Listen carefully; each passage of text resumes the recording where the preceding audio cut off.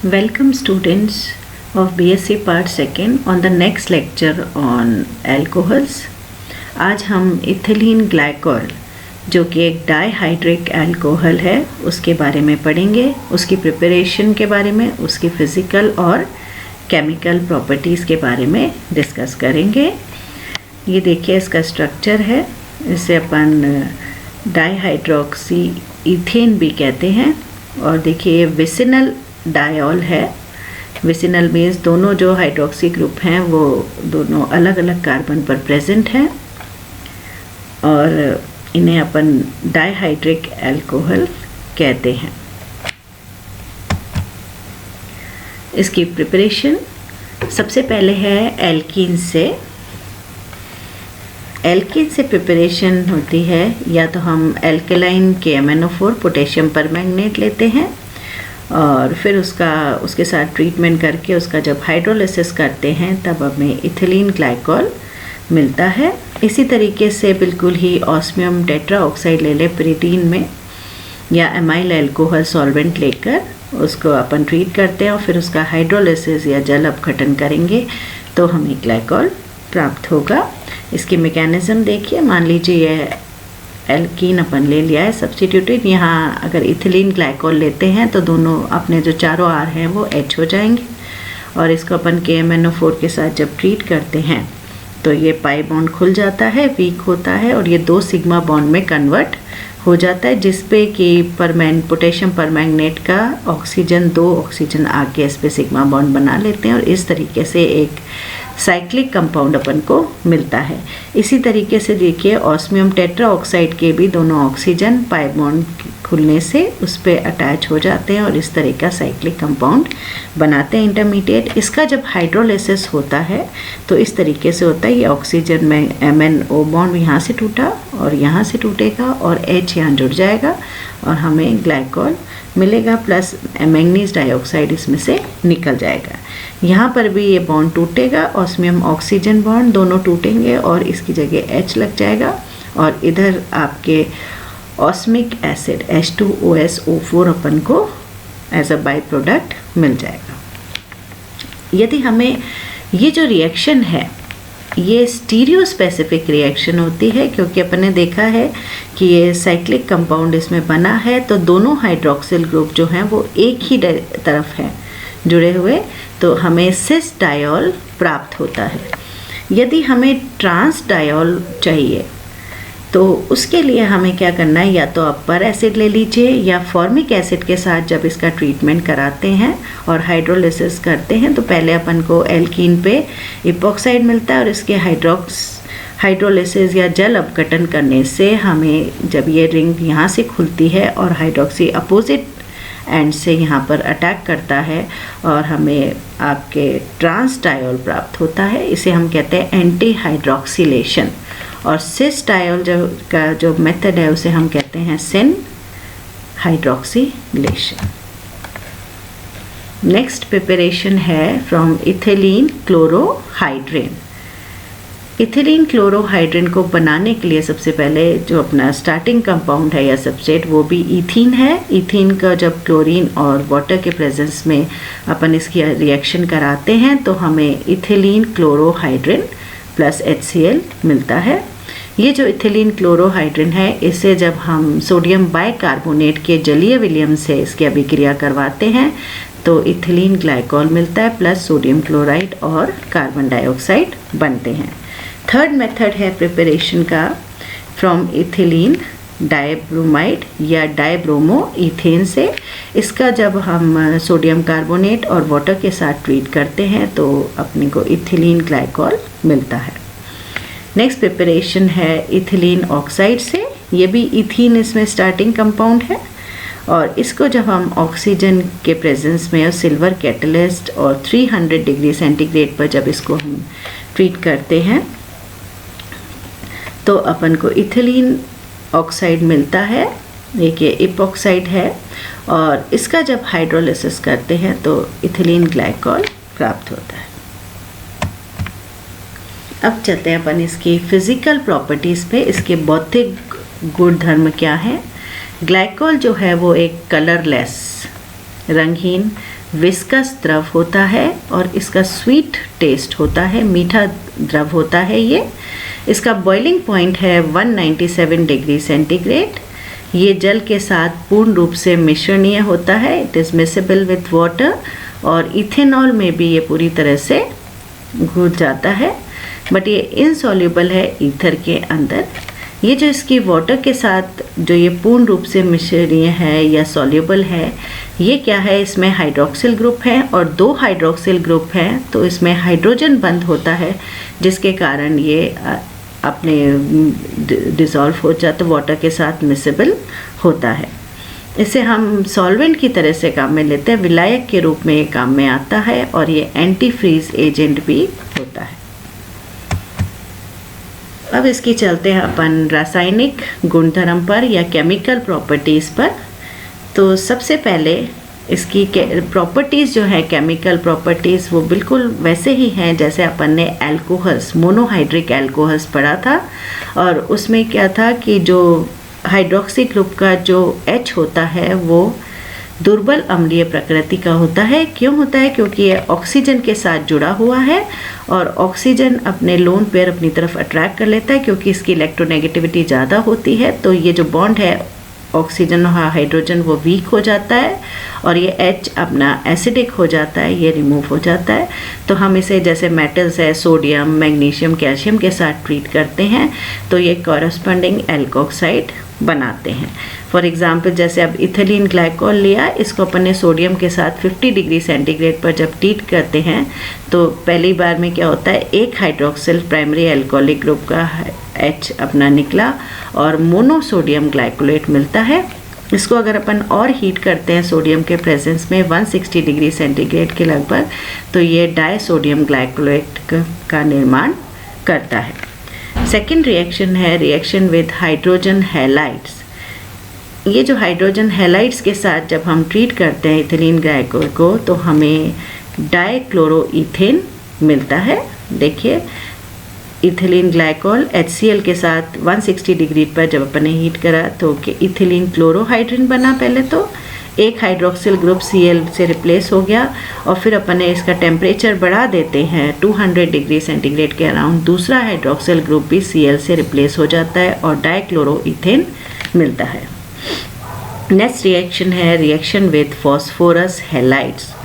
Phosphorus halides में है जैसे for example phosphorus penta halide लिया PX5 जहाँ X ClBr हो सकता है। तो इसमें जैसे अपन ने ग्लाइकोल लिया, फॉर एग्जांपल हमने लिया फॉस्फोरस पेंटाक्लोराइड, तो सबसे पहले OH प्राइमरी अल्कोहल ग्रुप एक अपना रिप्लेस हुआ Cl से और ये मिला इथिलीन क्लोरोहाइड्रिन। फिर आपने आगे फिर से ट्रीटमेंट करा फॉस्फोरस पेंटाक्लोराइड से, तो दूसरा अल्कोहलिक ग्रुप भी इससे रिप्लेस हो जाता है और डाइक्लोरोइथेन मिलता है। नेक्स्ट रिएक्शन है फॉस्फोरस ट्राइहैलाइड्स के साथ। फॉस्फोरस ट्राइहैलाइड्स में अपन फॉस्फोरस ट्राइक्लोराइड ले सकते हैं, फॉस्फोरस ट्राइब्रोमाइड। यहाँ पर अपन ने फॉस्फोरस ट्राइब्रोमाइड से ट्रीटमेंट किया तो डाइब्रोमोइथेन मिलता है। दोनों हाइड्रोक्सिल ग्रुप किससे रिप्लेस हो जाते हैं, डाइब्रोमीन से, और डाइब्रोमोइथेन हमें एज अ प्रोडक्ट मिलता है। इसी तरीके से देखिए फॉस्फोरस ट्राइआयोडाइड के साथ वैसे ही रिएक्शन होती है जैसे ट्राइब्रोमाइड के साथ हुई है। पहले एक OH रिप्लेस हुआ I से और दूसरा, बट ये जो डाइआयोडो ईथेन जो प्राप्त होता है ये अनस्टेबल होता है, अस्थायी। देखिए इसको अपन ने ब्रैकेट में लिखते हैं क्योंकि ये अनस्टेबल है और इनमें क्या होता है, ये आयोडीन का साइज़ बड़ा होता है इसलिए ये अनस्टेबल होता है और रिवर्स रिएक्शन होती है, आयोडीन इसमें से दोबारा से निकल जाता है और ये दोनों आयोडीन के रूप में निकल गया मॉलिक्यूल और इसकी जगह यहाँ पर डबल बॉन्ड आ जाता है और हमें ईथेन मिलता है। नेक्स्ट रिएक्शन है reaction with dicarboxylic acids.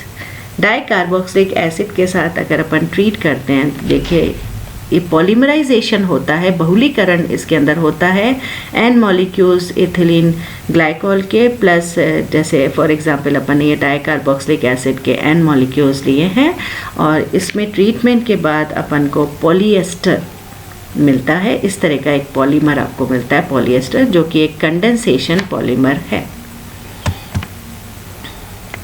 Next important reaction है इसकी एस्टेरिफिकेशन। एस्टेरिफिकेशन होता है एसिड अल्कोहल से अपन जब ट्रीट करते हैं मिनरल एसिड के प्रेजेंस में तो हमें एस्टर मिलता है। अब इसी तरीके से जैसे अपन ने मोनोहाइड्रिक अल्कोहल में पढ़ा था, ग्लाइकोल को अपन ने ट्रीट किया ऑर्गेनिक एसिड। फॉर एग्जांपल जैसे यहाँ अपन ने एसिटिक एसिड लिया in the presence of mineral acid, तो अपने को पहले OH एक बार एसिटेट ग्रुप से होगा ट्रीट, और फिर ग्लाइकोल मोनोएसिटेट मिलेगा पहले, और फिर आगे फर्दर रिएक्शन होगी और दूसरा अल्कोहलिक ग्रुप भी, प्राइमरी अल्कोहलिक ग्रुप भी एस्टर ग्रुप में कन्वर्ट हो जाएगा और हमें ग्लाइकोल डाई एसिटेट मिलेगा।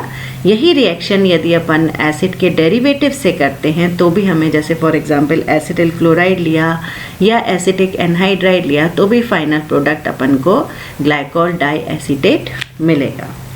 नेक्स्ट इम्पॉर्टेंट रिएक्शन है reaction with nitric acid. Glycol के मॉलिक्यूल को देखिए, अपन नाइट्रिक एसिड के साथ जब ट्रीट करते हैं और हीट करते हैं in the presence of sulphuric acid, तब आपने जो OH ग्रुप है वो इस तरीके से नाइट्रेट से रिप्लेस हो जाते हैं, वाटर मॉलिक्यूल निकल जाता है और ग्लाइकोल डाई नाइट्रेट का निर्माण होता है।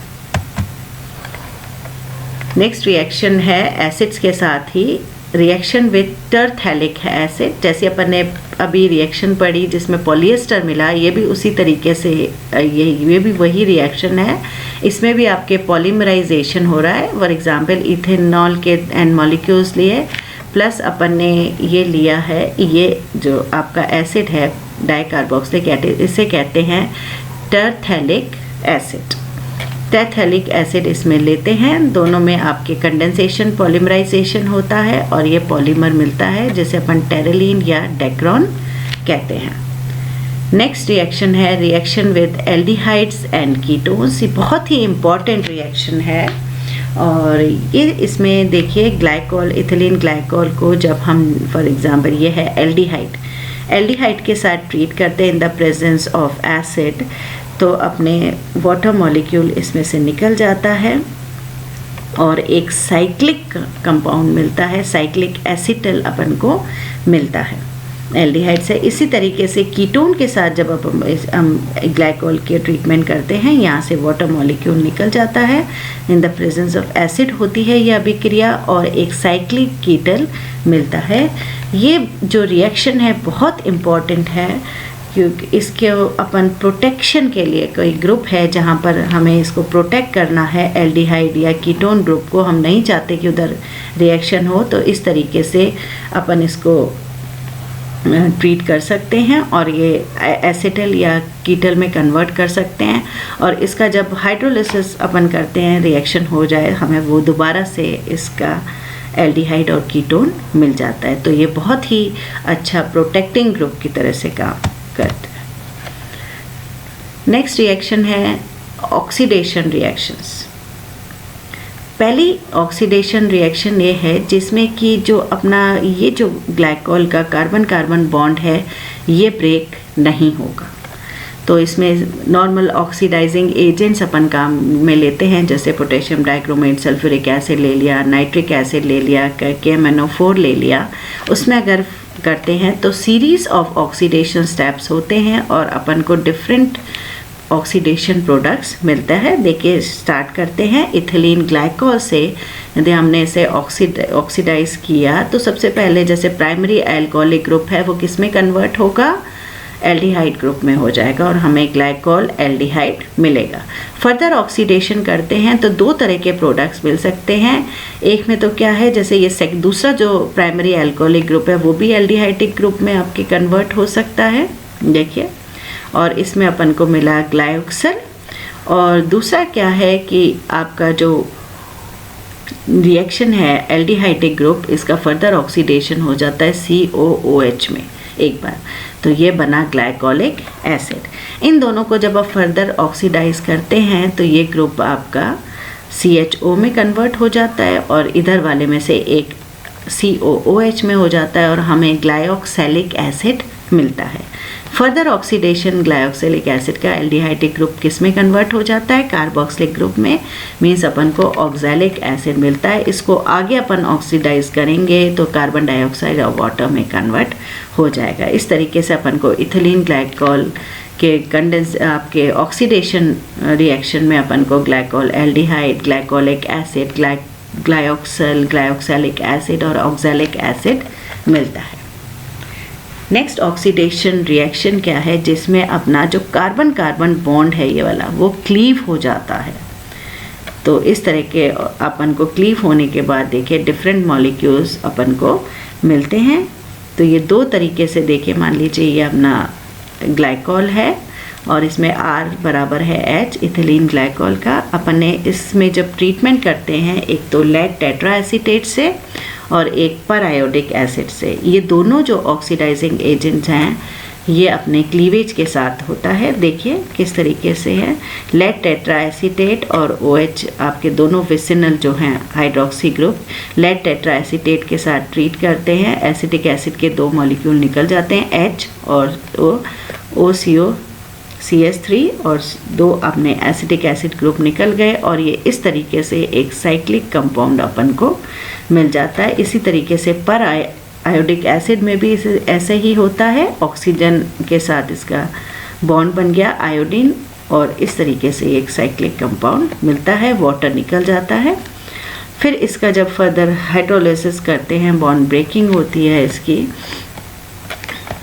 इसमें देखिए किस तरीके से होता है, ये वाला जो डबल बॉन्ड है ये वाला सिंगल बॉन्ड है कार्बन कार्बन बॉन्ड जो ग्लाइकॉल का वो इधर आ गया है इसका डबल बॉन्ड, ये वाला बॉन्ड इधर शिफ्ट हो जाता है और ये अपना आयोडीन अपने इलेक्ट्रॉन्स लेके आयोडिक एसिड के फॉर्म में बाहर निकल जाता है और यहाँ पर डबल बॉन्ड आ गया और यहाँ डबल बॉन्ड आ गया। देखिए इस तरीके से अपन को दो कार्बोनिल कंपाउंड प्राप्त होंगे। इधर भी देखिए किस तरीके से होगी रिएक्शन, ये वाला डबल बॉन्ड टूट के इस पे चला जाएगा, ये वाला बॉन्ड इधर आ जाएगा और ये जो बॉन्ड है लेड इधर से लेड डाई एसीटेट के रूप में निकल जाएगा और अल्टीमेटली क्लीवेज होकर इस ग्लाइकोलिक बॉन्ड के और अपन को दो कार्बोनिल कंपाउंड्स मिलेंगे प्लस लेड डाई एसीटेट मिलेगा।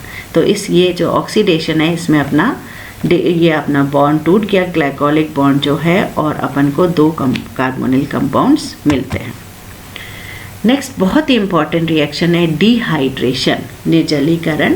इससे अपने अलग अलग डिहाइड्रेटिंग एजेंट्स लेते हैं, अपने को प्रोडक्ट्स अलग अलग मिलते हैं। बहुत इम्पॉर्टेंट है ये अपने एग्जामिनेशन पॉइंट ऑफ व्यू से। देखिए फर्स्ट जो डिहाइड्रेशन में है उसमें अपन को एसिटाल्डिहाइड मिल रहा है।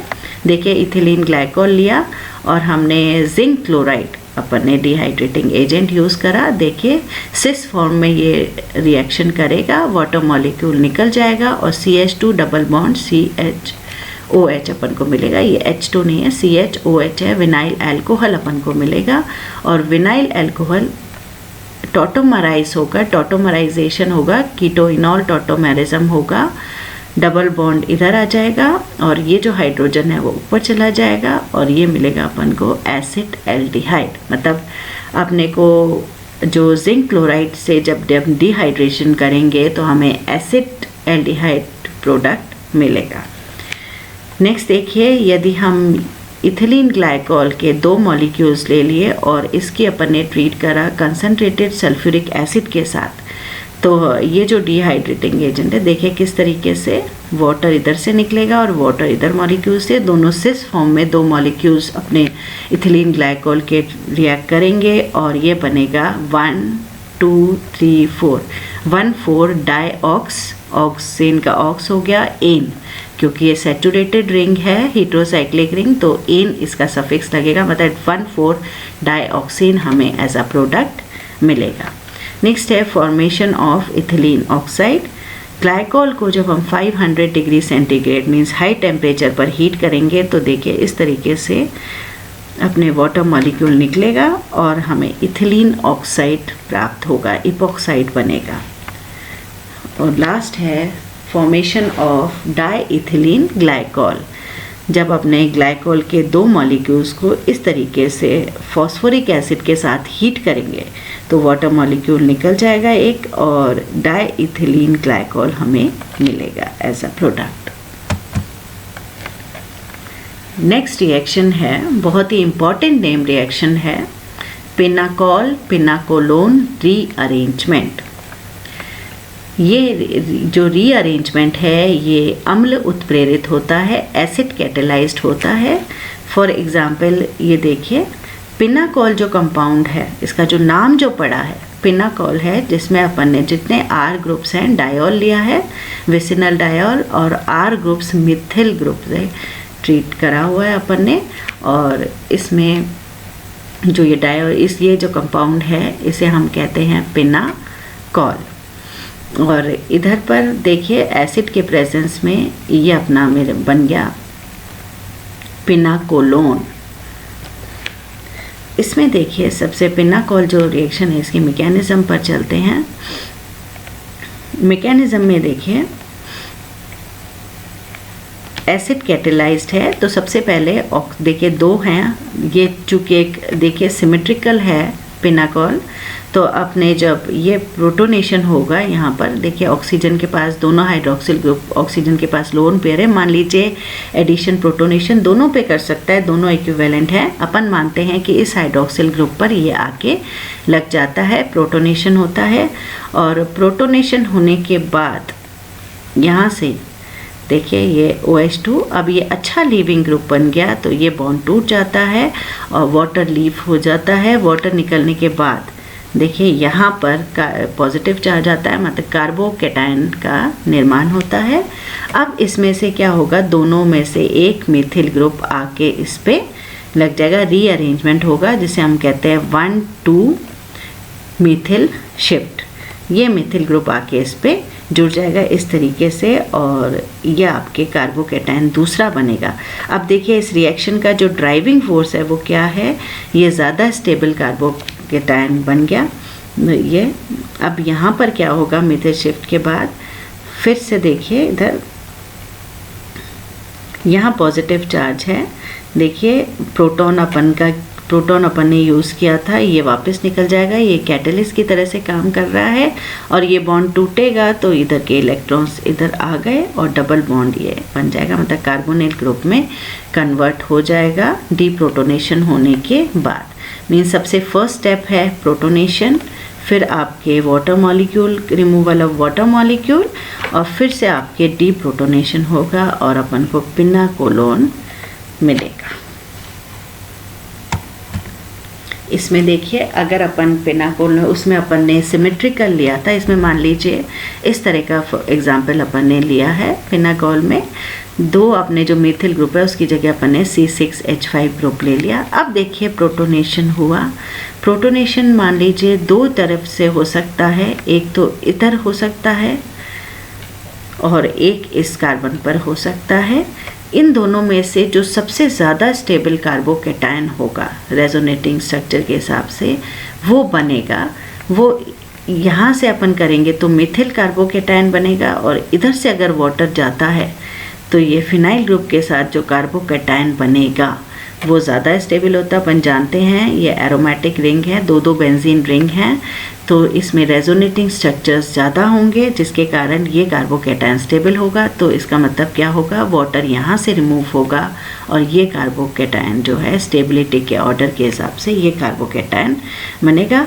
उसके बाद है वही 1,2 शिफ्ट होगी, यहाँ से एक मिथिल ग्रुप आके यहाँ पर अटैच हो जाएगा, रीअरेंजमेंट हो गया, और उसके बाद अपना डीप्रोटोनेशन होगा और एक कार्बोनिल ग्रुप का निर्माण होगा, इसे अपन पिनाकोलोन कहते हैं। तो ये रिएक्शंस थी और अपन ने प्रिपरेशन, फिज़िकल प्रॉपर्टीज़ और कुछ केमिकल रिएक्शंस, जिसमें बहुत इम्पॉर्टेंट जो हैं वो है डिहाइड्रेशन, ये name reaction pinacol pinacolone rearrangement, और एक है अपने ऑक्सीडेशन, बहुत इम्पॉर्टेंट है। इनकी रिएक्शंस एक बार फिर से देख लीजिए, अच्छी तरह से इसको समझ लीजिए। Thank you.